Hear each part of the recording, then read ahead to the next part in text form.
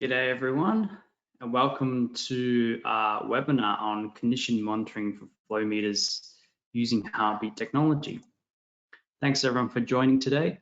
I hope you find that this webinar is very informative and gives you some ideas of how to implement condition monitoring on your site. Now, before we start, I just want to go through what you see on the screen at the moment if you haven't been familiar with our GoToWebinar interface.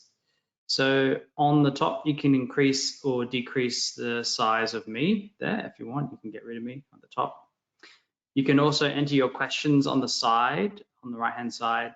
Feel free to type them in the chat at any time during today's webinar. Or of course, you can also fill out our survey at the end and ask some additional questions and we'll get back to you after.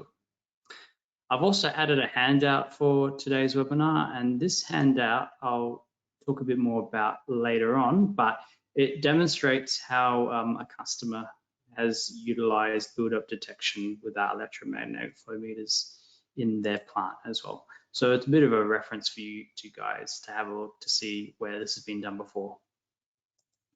So we'll jump straight into it. The agenda for today is I'll briefly introduce you to Endress+Hauser's evolution of electromagnetic flow meters.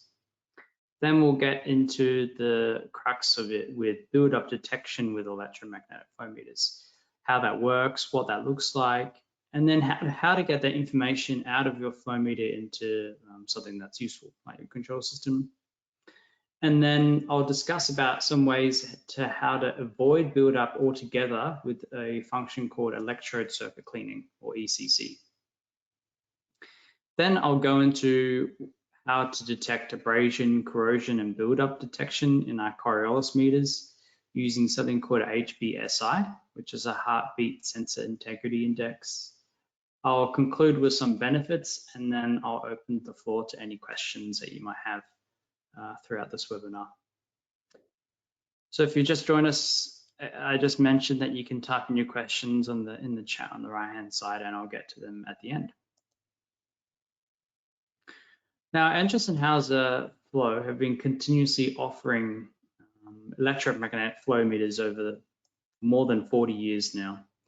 Many different types of flow meters capable of measuring all kinds of fluids, such as water, pastes, slurries, even aggressive chemicals as well, with a very high level of accuracy. And I'm sure many of you have some of our meters installed on your sites. Now, ever since 1977, where we created the first flow meter from Endress+Hauser, we've been developing and improving the product over a longer period of time.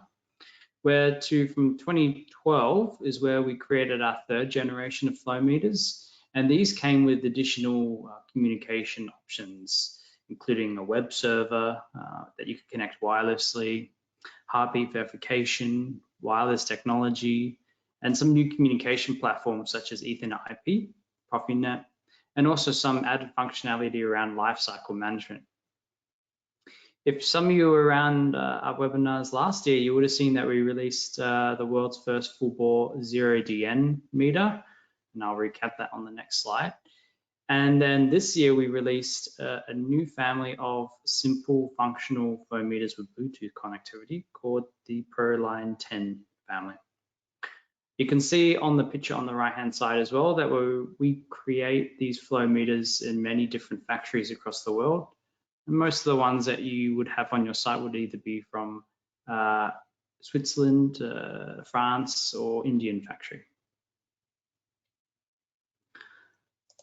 So as I mentioned before, one of our greatest innovations from the last few years is around our 0DN flow meter. If you're not familiar with this, then it enables measurement for flow without having any inlet or outlet run lengths, which is probably contrary to what you would have learned at university in some of the textbooks.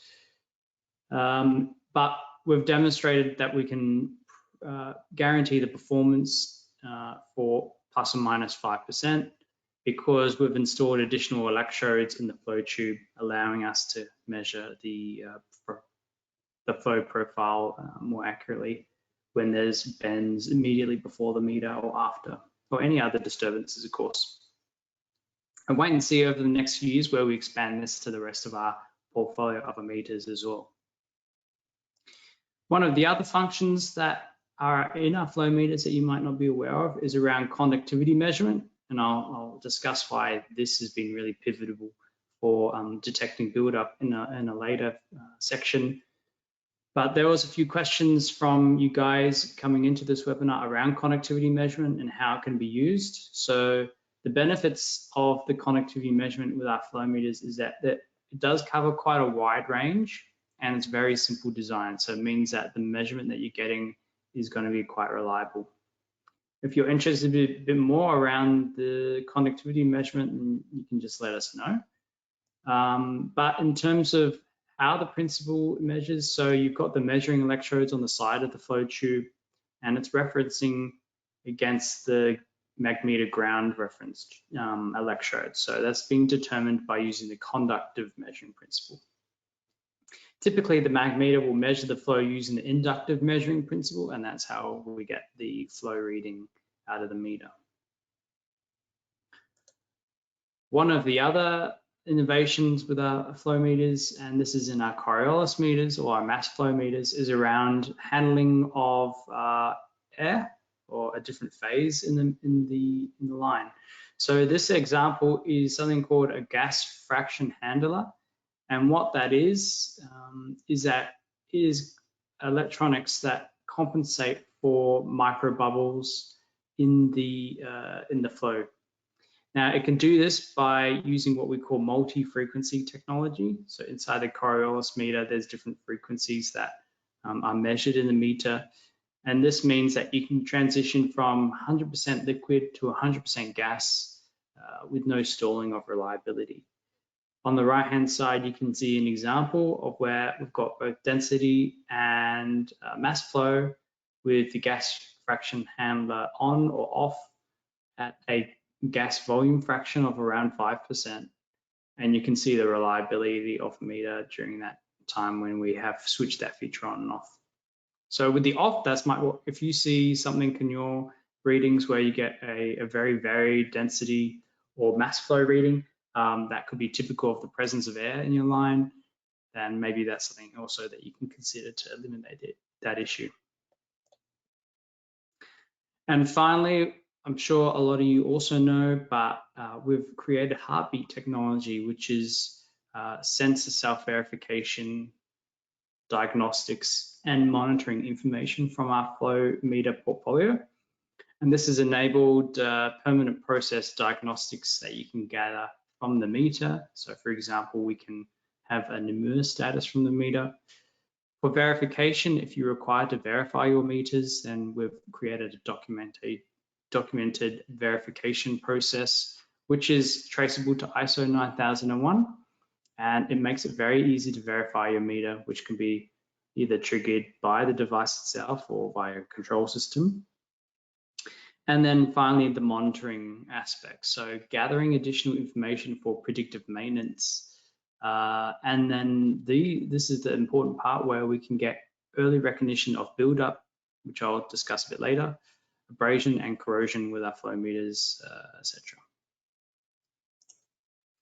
So now I'm going to be launching a bit of a poll with you guys, and I want to know if you experience any of these challenges with your flow metering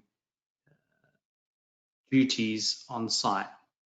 So do you experience any corrosion with your flow meters on site? Do you experience buildup, abrasion? And I had another one as well, so maybe that's a challenge that we can answer after the survey at the end. But I'm just waiting for some of the poll results to come in. All right, so 3/4 of you have voted. I'll just wait a few more seconds. Okay, so we'll share the results now. And most of you said build up. So 3/4 of you said build up is an issue for your site.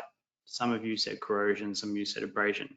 And then the people that said other, they can just type in the free text either in the questions or at the survey at the end. So thanks very much for that. It's good because we're going to be discussing a lot around build-up detection, abrasion and corrosion, but we'll actually start with build-up now. So we'll just see on the screen.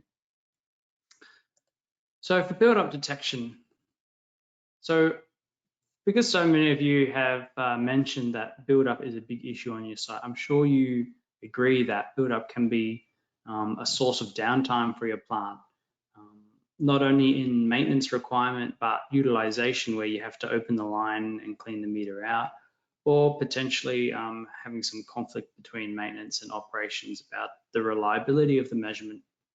And then of course, if you know that your process is build-up free, then you're a bit more confident that your process insights with what that meter gives you is a bit more reliable as well. So if your meter did have build-up detection, then you would be able to monitor this build-up and optimize the cleaning cycles and plan them accordingly. So build-up, which can also be known as coating in the meter as well, can occur during the process in all kinds of industries and applications. For example, a wastewater application that you might have on site. Typically, there might be some type of cleaning interval that you have to deploy, and that every so often you might open the line just to dismantle and clean if necessary. Now, there could be a problem that the buildup might occur in between those cleaning intervals, or maybe you just you take apart the flow meter and the line and you check and it's clean, therefore that was a bit of a waste of time and wasn't really necessary. So, and then there's another feature as well, I guess, with build-up is that if you do have build-up in the meter, it can often lead to wrong or no measuring values in the flow meter as well. So with heartbeat technology, we can get the information of build-up so that you can get a qualitative information around what's happening in your process and determine if build-up is present, which saves or will save you time and money as well. So how does build-up detection work? So as you know, electrical conductivity of a fluid and the build-up itself are different. So let's say, for example, there's an iron oxide building up in your line, but the iron oxide conductivity is different to, let's say, the raw water that's in the line. And we can use that as an advantage for the meter by using an analysis of how the conductivity is distributed between the measuring tube. So the sensor automatically will detect the difference between the measuring electrodes and the ground reference electrode, and also it fitted the empty pipe detection electrode at the top to give an analysis of the difference between the initial value when the meter was brand new and also conductivity throughout the process. So what the meter does is it gives an arbitrary value of a percentage, whereas 0% is that there's no build-up present and that it's the meter is as water was when it came out of the factory. And the variable will go up to all the way up to 100%. Now, 100% doesn't mean that the measuring tube is completely full. It just happens to be the maximum value of the conductivity measurement that is created by the meter. So remember, it's a qualitative measurement, and the requirements in this case that the build-up can only occur if there's a uniform coating in the meter. So it doesn't work when the meter has a deposit like down the bottom shown. So it has to be like an inorganic conductive build-up. And the requirements for this is that we need a few options activated on the device, such as conductivity measurement, empty pipe detection as well. It requires heartbeat technology. A vertical installation is preferred, and that's just to reduce the amount of depositing in the meter. And we can only use it with a compact version of the meter as well. So how can you actually use this feature? And I'll give you a couple of use cases. Now, this first use case is where you have a clean meter, build-up develops, and then you need to check the build-up thickness at a regular interval. During this time, you would write down the values of the build-up thickness over a regular interval, and you compare it with the build-up index value that you're getting from the meter. And in this case, we calculated the amount of buildup over a period of time and also the buildup thickness over a period of time. In this case, it was 11 months.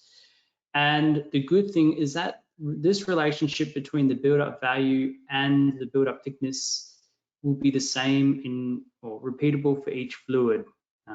So you don't have to do this for every single application. You just have to do it for every type of application. But a note is that the buildup value doesn't give direct information about the thickness in millimeters. It only gives you an arbitrary value, which you would have to relate back to inspection. Now, if the process wasn't to change, then you could say that over a period of time, this relationship would be repeatable. And then that way you can determine when you need to open up the meter and clean it. The second example is that you can check the buildup value after an issue. So let's say, for example, you realize that over a period of time you lost your signal for your meter, or the pump amps may be reduced, or your pumping efficiency reduced, or you notice some thick buildup. Then that's when you go into the meter, check the buildup index, and it's at a certain percentage. Let's say, for example, it's 42%, and you experience that issue. Then you can set an alarm limit in the meter, let's say for a value lower than that, maybe 35%, so that you get a warning that you have enough time to plan and implement the cleaning before you experience the same issue again. So that example there, what I showed you was for iron hydroxide buildup in a line. So this was like around 12-month monitoring process. You can see over the first couple of months, the buildup really deposited quite quickly. And then over a period of time, as the meter ID became smaller, the velocity increased and probably helped to reduce the amount of buildup over a longer period of time. So that's one example where you can use buildup detection.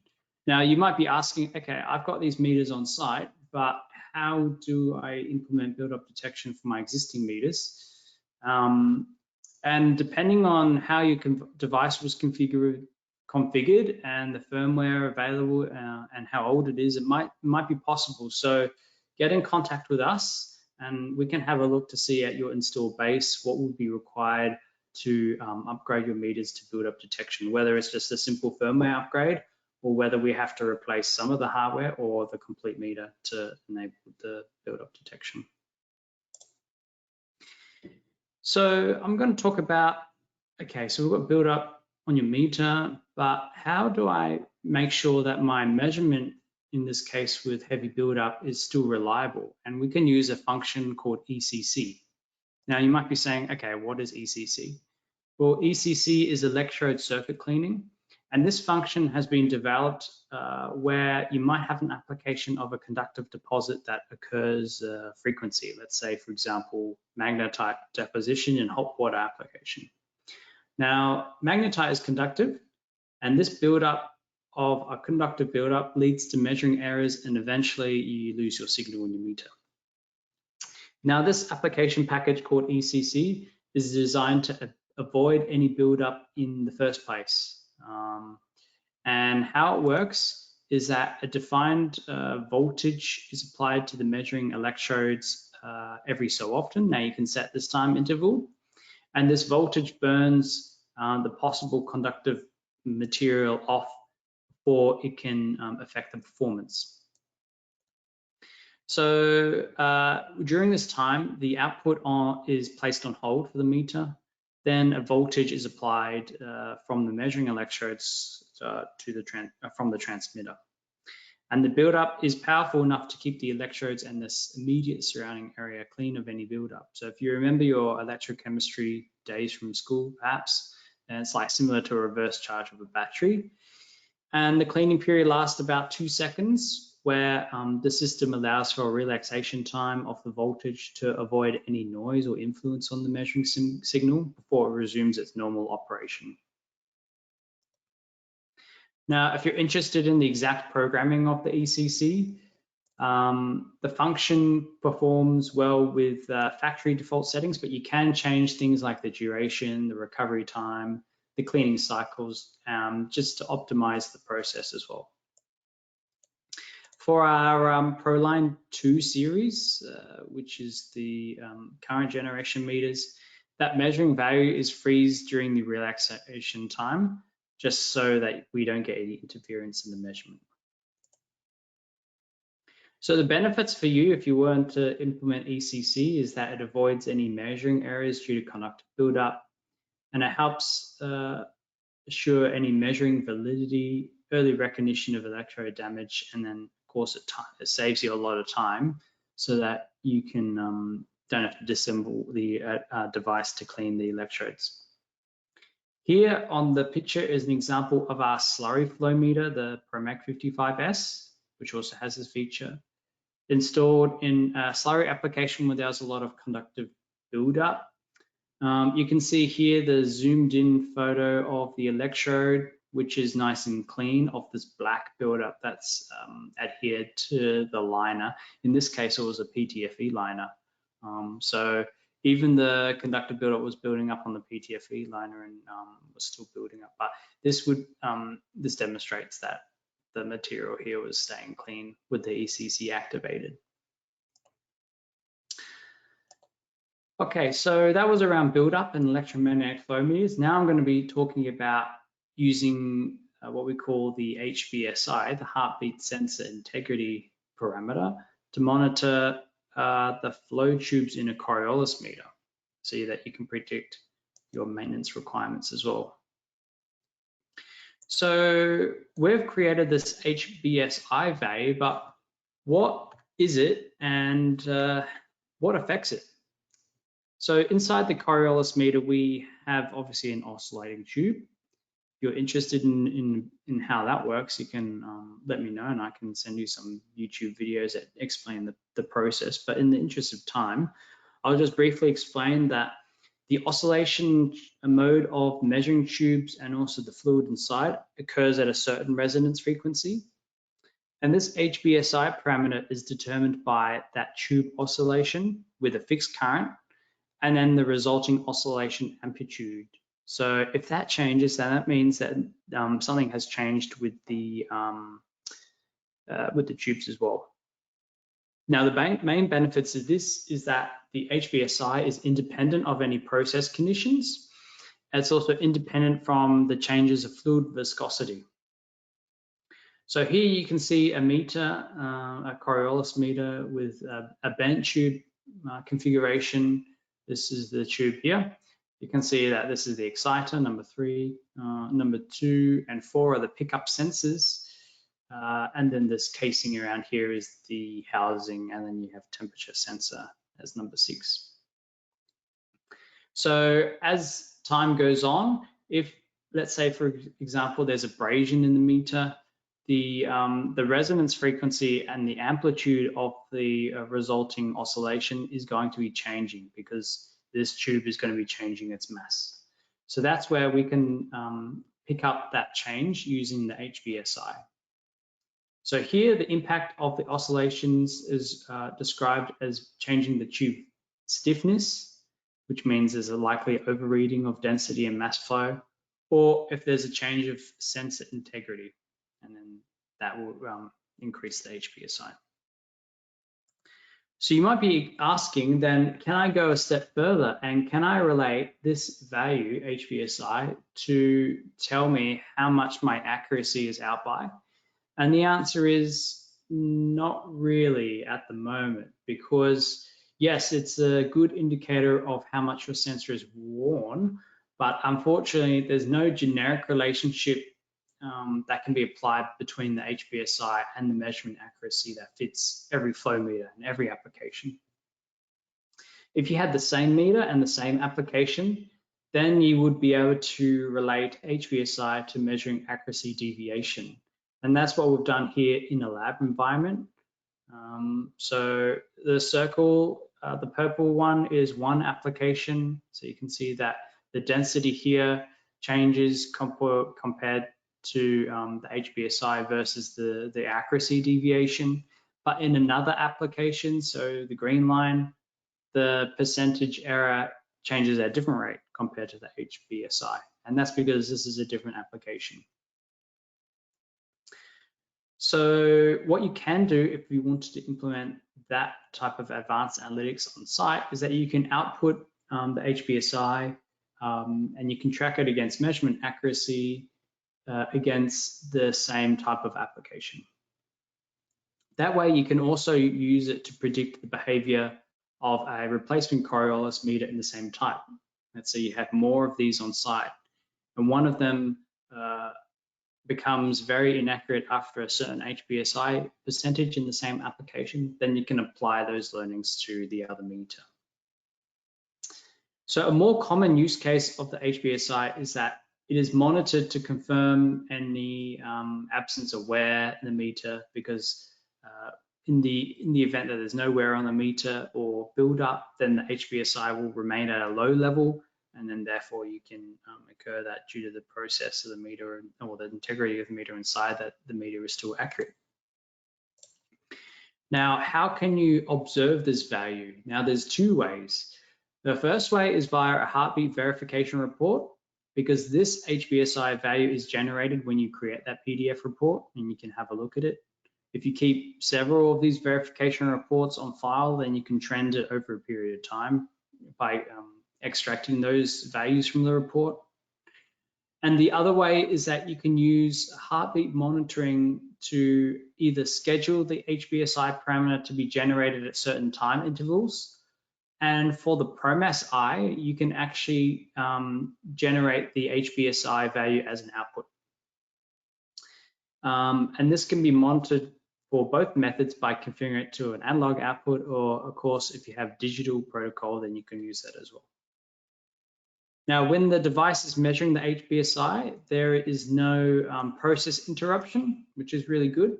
And all the primary measurement variables remain constantly available as well. So if you've got digital protocol, then it's much more useful because you can get a lot more of those variables out at the same time as well. Now, one of the use cases, this first use case, is where you want to monitor the meter to make sure that there is no wear in it. In this case, we have an application of a fine slurry that's quite abrasive. The initial Coriolis flow meter, which happened to be a dual bent tube, failed only after 6 months. So what we did is we replaced it with our Promag, which is a straight tube Coriolis meter, much better suited for slurry applications. And we monitor the HPSI over a period of 4 years. In this case here, you can see that the HPSI didn't deviate very much at all over a long period of time. And after 4 years, they pulled out the meter and they visually inspected it, and there wasn't any significant wear at all. And so the meter was still performing quite well. So the user really had a lot more confidence around the integrity of the tube inside the Coriolis meter because they could monitor the HPSI.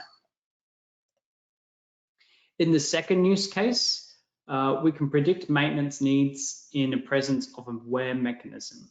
So what that means is that we have a specific example here where we had a Promag Q implemented in a really highly abrasive coarse slurry with very fast velocity. So in this case, it was 8 meters a second. So typically we wouldn't recommend such a setup because we know that due to the abrasive nature of the slurry, it would wear the meter eventually to failure.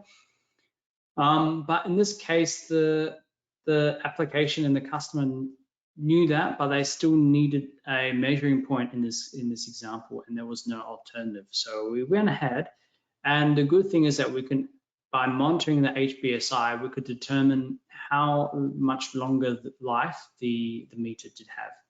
So in this case, it was a really good example to monitor the HPSI over a period of time. So we've got about a year where it went from 0 to 2% in a linear fashion, which makes sense because the velocity was constant throughout the entire period.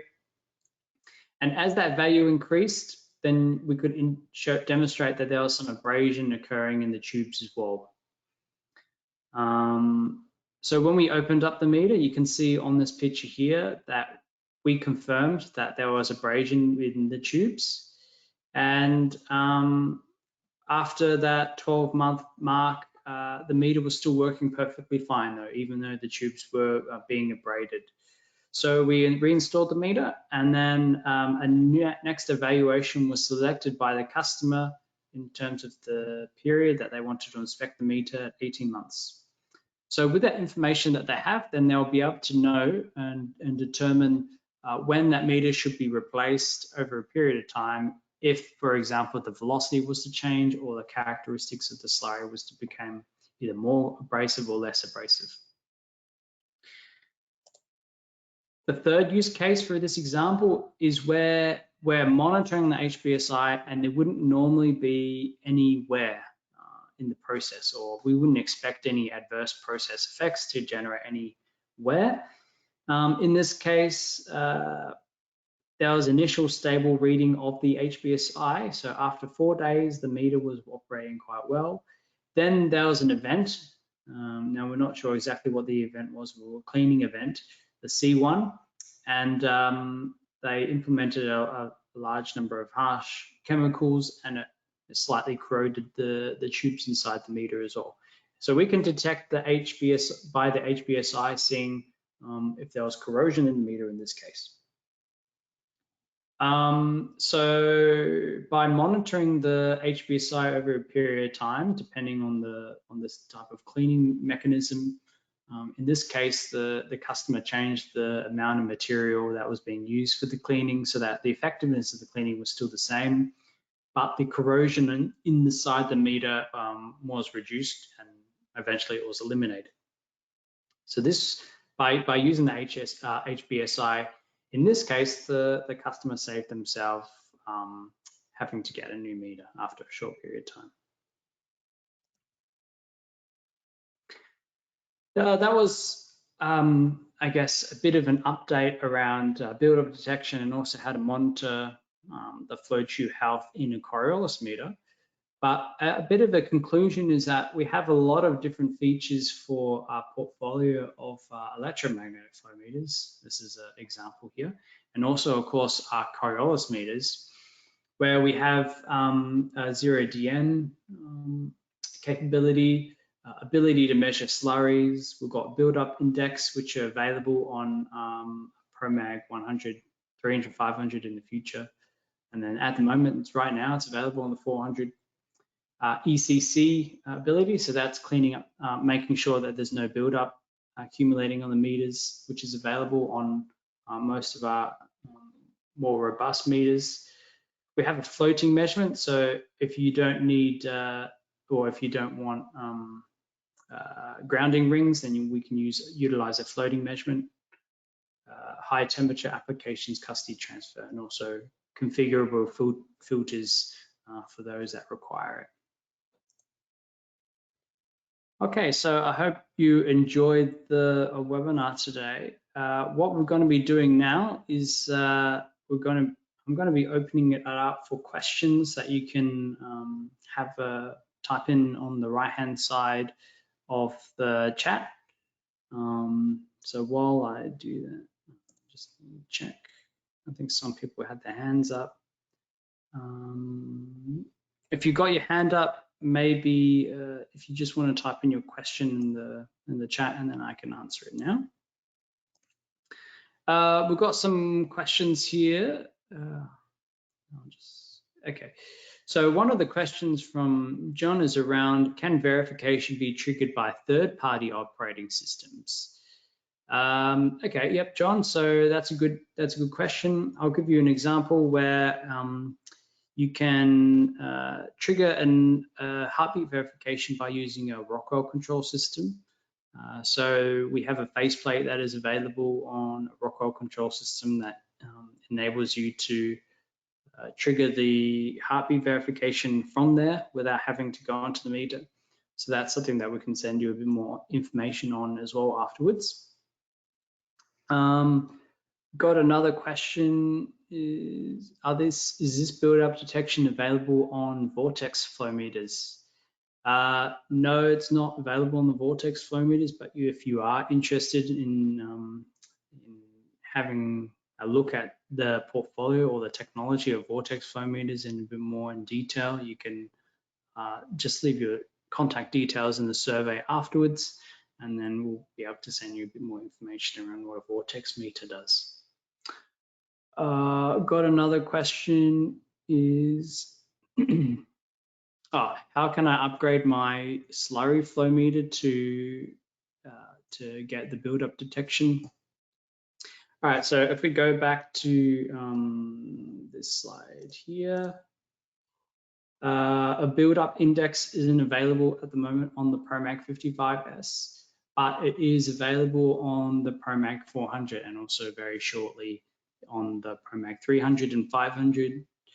If you have an application where there is build-up in slurry, then we would recommend the implementation of ECC. So the ECC will keep clean of the electrodes in the build-up area, and this is available on the Promag 55S, so you can utilize this. How long will my meter last in service in a sand slurry application? All right, so the question around how long meters would last necessarily, so it just depends on the particle size, the abrasiveness of the particle, the velocity, and the amount of hours that the plant is in operation. So there's a lot of different factors that do depend on, well, I guess answer in terms of the abrasiveness of the lifetime. We can give you a bit of an indication depending on what the process is, but normally the best way to demonstrate that is to implement in your process and then activate the HBSI so that you can trend that and bring it back to your control system as well. Okay, well, that looks like that's it for the questions. If you've got any more questions, then make sure you do type it in at the end with the survey. And otherwise, thank you for joining. Have a great day.